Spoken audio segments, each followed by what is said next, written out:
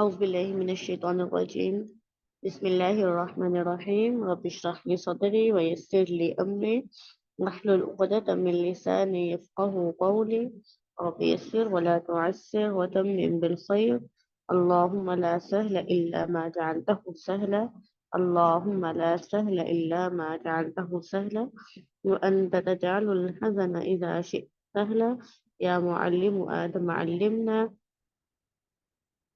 ويا مفهم سليمان فهمنا. اللهم أخلصنا بوجهك الكريم. اللهم بارك لنا في أوقاتنا. آمين. اچھا جی، آج ہم نے نون ساکن کے قواعد میں سے قاعدہ نمبر 2 پڑھنا ہے، اور وہ ہے ادغام کے متعلق. ٹھیک ہے، سب سے پہلے ادغام کہتے ہیں کسی چیز کو کسی چیز کے اندر داخل کرنا. ادخال الشیء فی الشیء. ادخال الشیء فی الشیء یعنی ایک چیز کو دوسری چیز میں داخل کرنا.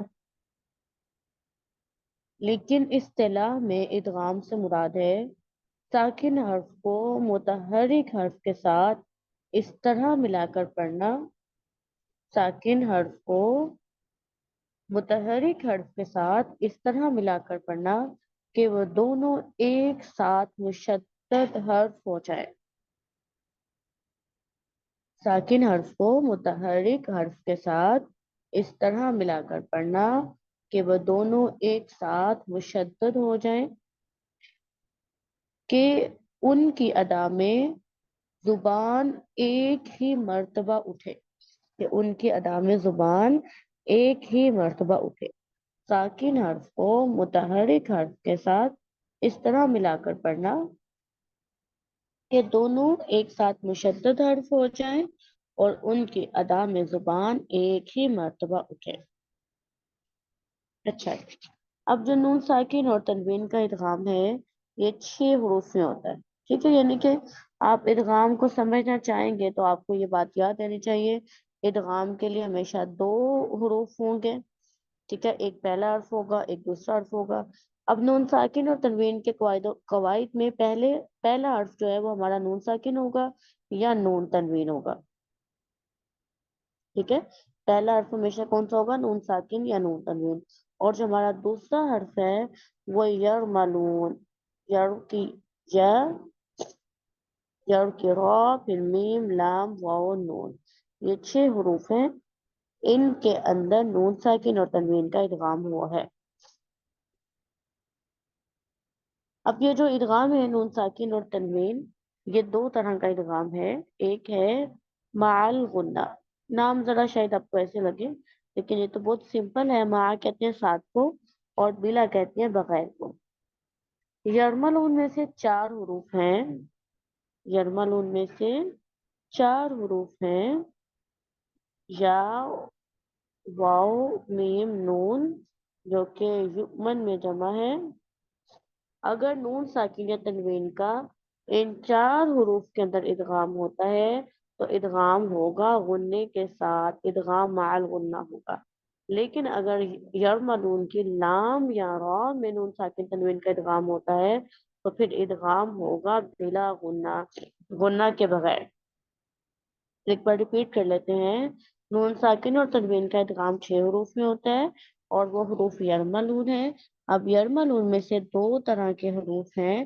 ایک وہ حروف ہیں جن کا ادغام ہوگا تو ادغام کے ساتھ ساتھ غنہ بھی ہوگا. ٹھیک ہے، جو نون ساکن اور تنوین کی صفت ہے نا، نون کی جو ذاتی صفت ہے غنہ والی، وہ باقی رہے گی. اسے کہتے ہیں ادغام مع الغنہ. اور اگر نون ساکن یا تنوین کا ادغام لام یا را میں ہوتا ہے تو نون ساکن کی جو صفت ہے غنہ کی وہ باقی نہیں رہے گی. اسے کہتے ہیں ادغام بلا غنہ. اب یہاں پہ نا ایک چھوٹی سی اصطلاح ہے. آپ کو پتہ ہے کہ اگر ادغام کرتے ہوئے جو پہلا حرف ہوتا ہے اس کو ہم مدغم کہتے ہیں. ادغام کرتے ہوئے پہلے حرف کو مدغم کہتے ہیں، دوسرے حرف کو مدغم فی کہتے ہیں. پہلے حرف کو ہمیشہ مدغم اور دوسرے کو مدغم فی کہتے ہیں. اب یہاں پہ کنسپٹ یہ ہے کہ اگر آپ نے ادغام کیا اور मुदगम की कोई सिफत बाकी रही, मुदगम की कोई सिफत बाकी रही, आपने इदगाम किया। ठीक है, किसका इदगाम किया? मुदगम का किया। अगर मुदगम की सिफत बाकी रहे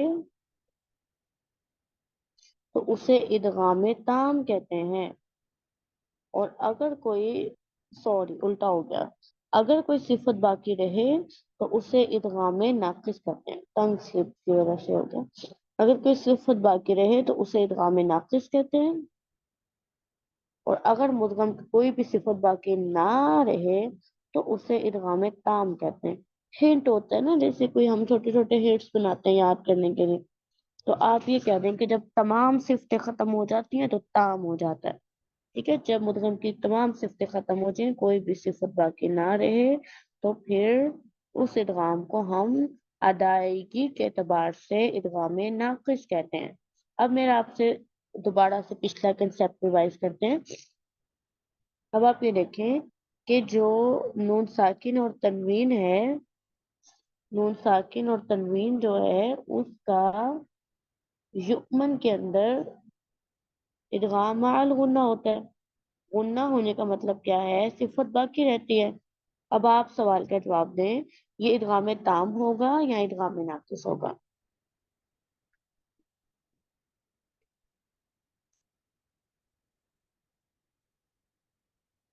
बताइए, हाँ जी, इधर शाबाश। हमें नाकिस, क्योंकि इसमें वेरी, मुदगम की सिर्फ बाकी रह गई है ना। वेरी है ना, इसे हम कहते हैं नाकिस। आप ये भी कहते हैं कि नून शक्ल आपका ना खराब है, इससे बात कर। तो आप ये भी कह सकते हैं कि नून साकिन और तनवीन का युक्मन के रूप में इदगाम नाकिस होता है, लेकिन लाम और रा में बिला गुन्ना है ना, तो बिला गुन्ना का मतलब है कोई भी सिफत बाकी नहीं रह रही, तो फिर क्या होगा लाम रा में? इदगाम में,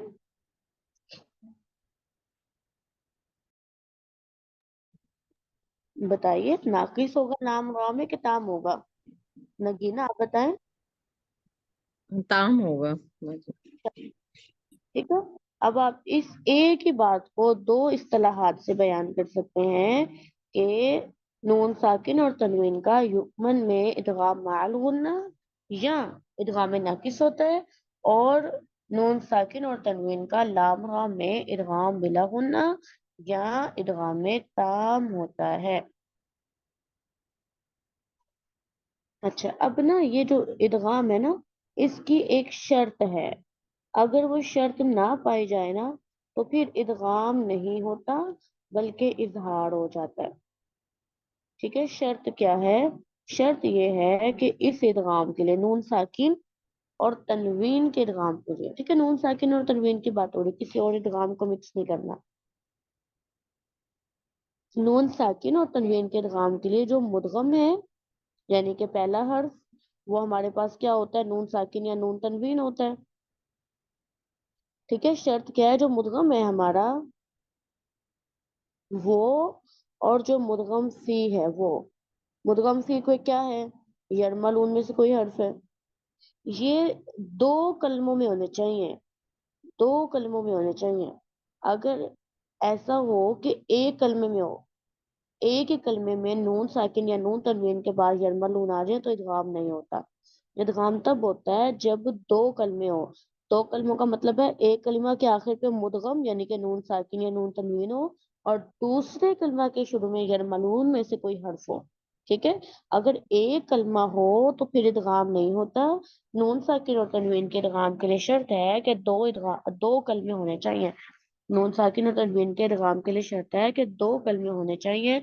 अगर एक कलमा हो तो फिर इदगाम नहीं होता है। और इसके कुरान पाक में कुल 4 मिसालें आई हैं। एक लफ्ज है दुनिया, दुनिया लिख लें। अब देखें, दुनिया में नून साकिन के बाद या है यरमलून के इदगाम माल गुन्ना होना चाहिए था, लेकिन नहीं होगा बल्कि इजहार होगा दुनिया। फिर अगली मिसाल है सिनवानुन, सिनवानुन बुनयानुन। चारों मिसालें लिख लें। कुरान पाक में 4 मिसालें हैं जिनमें इदगाम नहीं होता, इदगाम के बजाय इजहार होता है। उसकी वजह यह है कि इदगाम की शर्त नहीं पाई जाती। इदगाम की शर्त क्या है कि इदगाम दो कलमों में होना चाहिए, मुदगम और मुदगम फी को दो कलमों में होना चाहिए, एक कलमे में नहीं होना चाहिए। वो 4 कलिमात हैं जिनमें होना तो इदगाम चाहिए था, लेकिन होता इजहार है। दुनिया किन व नून, किन व नून, बुन या नून। अच्छा, अब हमने एक कल इजहार पढ़ा था ना, इजहार हकीकी या इजहार हल्के जिसे कहते थे। जो आज ये हैंग हो गया, एक मिनट। अब हमने अभी अभी इजहार पढ़ा है कि अगर एक ही कलमे में मुदगम और मुदगम फी जमा हो जाए तो इदगाम की बजाय इजहार होगा। इस इजहार को इजहार मुतलक को कहते हैं। मीम तो लैम कॉफ, इजहार मुतलक। इस इदगाम इस इजहार को क्या कहते हैं? इजहार मुतलक। अब आपने इसको बिल्कुल भी कंफ्यूज नहीं करना। अगर नून साकिन या तनवीन के बाद हरूफ हल्की आ जाए तो इजहार हल्की होता है या इजहार हकीकी होता है। लेकिन अगर नून साकिन या तनवीन के बाद या वाव एक ही कलिमा में आ जाए तो उस वक्त इदगाम की बजाय जो इजहार होता है उसे इजहार मुतलक कहते हैं। ठीक है, ऐसा नहीं हो कि सवाल इजहार हकीकी का हो और आप उसमें इजहार मुतलक लिखें। सही सही लिख कर आ रहा है। ओके, चले। अच्छा जी, ये 4 कलिमात दोबारा दोबारा लिख लें। अब ना एक्चुअली पेन जो है ना वो मेरा चलता नहीं है स्क्रीन पे, तो हाथ से लिखते हैं ऐसे। दुनिया किनवानुन, किनवानुन, किनवानुन।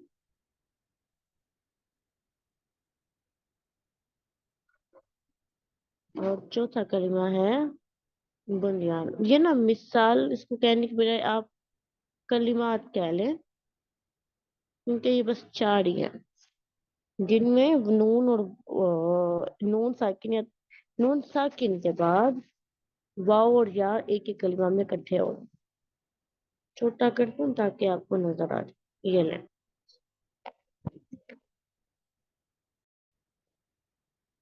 अब यहाँ तक हमारी बात जो है ना वो मुकम्मल हो गई है। अब अगला छोटा सा सवाल हमारे लिए ये है कि नून साकिन और तनवीन का हरूफ युमन कह लें या यनमू कह लें, दोनों मजमूए आते हैं। नून साकिन और तनवीन का हरूफ यनमू में इदगाम क्यों होता है? चलिए देखते हैं। अब यनमू से पहले नून को देखें ना, नून साकिन का नून में ही इदगाम होता है और इसकी वजह है तमासुल। ठीक है, इसकी वजह क्या है? तमासुल। दोनों एक जैसे ही हैं। अच्छा, अब नून की बात मुकम्मल हो गई। अब नून साकिन या तनवीन का मीम के अंदर इदगाम क्यों होता है? क्योंकि इनकी जो सिफ्तें हैं ना वो काफी सारी एक जैसे हैं। पहली बात, गुन्ना एक है, फिर दोनों में सिफ्त जहर है, दोनों में इन्फिता है, दोनों में इस्तिफाल है, दोनों में तवस्सुत है। यानी कि मैक्सिमम सिफात जो है वो एक जैसी हैं। मखरज बेशक मुख्तलिफ है लेकिन सिफात एक जैसी हैं। तो इस वजह से नून और मीम आपस में मुतजानिस हुए। तो आप पढ़ते हैं ना इदगाम मिसलैन मुतजानिसैन, तो इसलिए नून का मीम में मुतजानिसैन होने की वजह से इदगाम होता है। अच्छा, अब नून साकिन का या नून तनवीन का वाव और या में इदगाम क्यों होता है? पहली बात तो कुछ सिफात मुश्तरक हैं जैसे इन्फिताह, इस्तिफाल, जहर। दूसरी वजह यह है कि गुन्ना और मद एक दूसरे के सिमिलर हैं। आप इनके मखरज को भी देखें ना तो दोनों के जो मखारिज हैं वो मखरज मुकद्दर है। ठीक है, मद और गुन्ना एक दूसरे के मुशाबे हैं। नून में गुन्ने की वजह से اور حرف مدہ میں مدیت کی وجہ سے آپس کا ادغام ہوتا ہے. ٹھیک ہے. نون کا واو اور یا میں کیوں ہوتا ہے؟ کیونکہ مد اور غنہ یہ ایک دوسرے سے ملتے جلتے ہیں. اچھا، اب وہ جیسے دیکھیں نون کا واو اور یا میں ادغام ہوتا ہے اور ادغام ہوتا ہے غنہ کے ساتھ. اب سوال یہ ہے کہ یہ جو ادغام ہے وہ نون ساکن یا تنوین کا ہے یا پھر واو یا کا. ٹھیک ہے، نون ساکن کا، دوبارہ سے بات کو ریپیٹ کر لیں، سوال کیا ہے؟ نون ساکن کا واو اور یا میں ادغام ہوتا ہے. سوال یہ ہے کہ یہ ادغام جو غنے کے ساتھ ہوتا ہے، غنہ ہم نون کا پڑھتے ہیں یا واو یا کا؟ تو بالاتفاق غنہ نون کا ہے، واو یا کا تو غنہ ہوتا ہی نہیں ہے. ٹھیک ہے، نون ساکن یا تنوین کا جو واو یا میں ادغام ہے غنے کے ساتھ، وہ غنہ ہم کس کا پڑھتے ہیں؟ نون کا، بالاتفاق نون کا پڑھتے ہیں. لیکن یؤمن میں جو میم آتی ہے، نون ساکن یا تنوین کا جب میم میں ادغام ہوتا ہے تو بعض لوگ کہتے ہیں یہ نون کا غنہ ہے اور بعض کہتے ہیں میم کا غنہ ہے. ٹھیک ہے، اب دوبارہ سے میں ریپیٹ کر دیتی ہوں. اب بات کیا میں نے سمجھانا چاہیے کہ نون ساکن اور تنوین کا حروف یؤمن میں ادغام ہوتا ہے. تو پہلی بات یہ کہ کیوں ہوتا ہے؟ یا یؤمن میں جو یا اور واؤ ہیں ان میں اس لیے ہوتا ہے کہ مد، یہ حروف مدہ کا ہے نا یا واؤ، تو مد اور غنہ ایک دوسرے کے مشابہ ہوتے ہیں. میم میں اس لیے ہوتا ہے کہ یہ متجانس ہے، میم نون کا صفات کے اعتبار سے متجانس ہے، اور نون کا نون میں اس لیے ہوتا ہے کہ دونوں حروف ایک دوسرے کے مماثل ہیں. ایک بات یہ ڈسکس کی. دوسری بات ہم نے یہ ڈسکس کی کہ واؤ اور یا کا سوری نون ساکن کا جو حروف یؤمن میں ادغام ہوتا ہے غنے کے ساتھ، وہ غنہ کس کا پڑھتے ہیں؟ مدغم کا پڑھتے ہیں یا مدغم فی کا پڑھتے ہیں؟ تو جو واؤ یا میں غنہ پڑھا جاتا ہے وہ نون کا ہی ہے، لیکن جو میم میں پڑھا جاتا ہے وہ بعض کہتے ہیں کہ نون کا ہے، بعض کہتے ہیں میم کا ہے. اور نون کا تو نون میں کوئی مسئلہ ہی نہیں نا، وہ تو نون کا ہی غنہ ہوگا. اچھا، ایک ہی بات ہوگی. اس کے بعد قرآن پاک میں دو لفظ ہیں نا حروف مقطعات، یاسین والقرآنی اور نون والقلمی. اس میں بھی نون ساکن کے بعد یاسین آگے واو آ رہی ہے، یؤمن کی واو ہے، ادغام مع الغنہ ہونا چاہیے. اور نون والقلم اس میں بھی نون ساکن کے بعد واو آ رہی ہے، ادغام مع الغنہ ہونا چاہیے. لیکن علامہ شاطبی کے طریق سے ان دونوں کلمات میں صرف اظہار ہے. ٹھیک ہے، امام شاطبی کے طریق سے ان دونوں کلمات میں اظہار پڑھا جاتا ہے، یاسین والقرآن. یاسین یہ نہیں ہے، بطریق شاطبیہ صرف اظہار ہے. لیکن علامہ جزری رحمہ اللہ تعالی کے طریق سے اظہار اور ادغام دو وجہ ہیں. آپ بے شک اظہار پڑھ لیں، آپ بے شک ادغام پڑھ لیں. ٹھیک ہے، لیکن جو ہم کرتے ہیں امام حفص کی روایت پاکستان میں، وہ بطریق شاطبیہ پڑھتے ہیں.